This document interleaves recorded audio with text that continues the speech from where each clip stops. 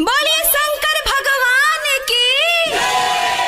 सावन के पावन महीना चढ़ गइल बा आ एगो लइका रो रो के बाबा से अर्जी लगावता कहता कि ए बाबा रउआ का पर्वत पर जाके बैठ गइल बानी आ रउआ का जानम है कांवरिया के दुख घर से आवे में कितना मेहनत लागता। ए बाबा सुनी का कहता आ कैसे कहता से के आई बाबा कोरे दर्शनवा बस गईनी जाके पर्वत पर।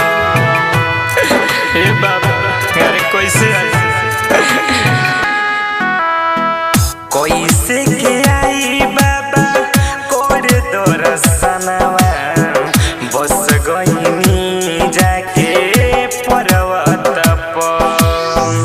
चललो न जाता पौआ दुखाता, चललो न जाता पौआ दुखाता।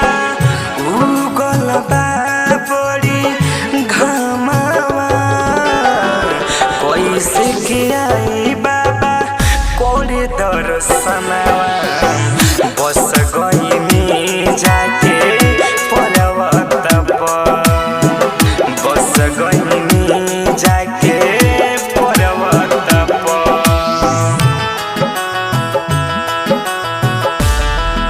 सृष्टि रिकॉर्डिंग स्टूडियो घोड़ा सा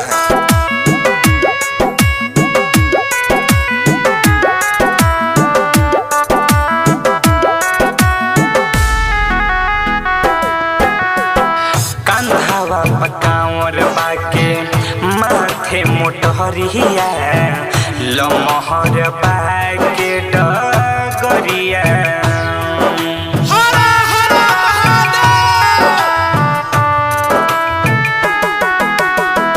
कंधावा पकावर बाके माथे मोटहरिया लमहर बाके डगरिया। गोड़वा में गोड़े रुआवा रे बाबा, गोड़वा में गोड़े रुआवा रे बाबा।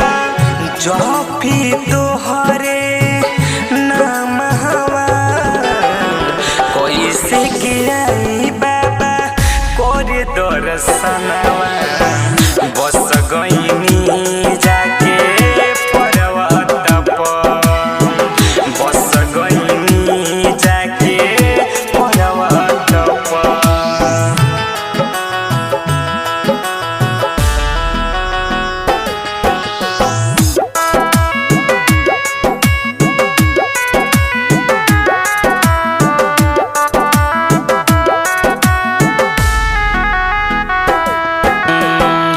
बहानी अकेला केहू नइखे सहारा। राइट चान देशवर कहे बेचारा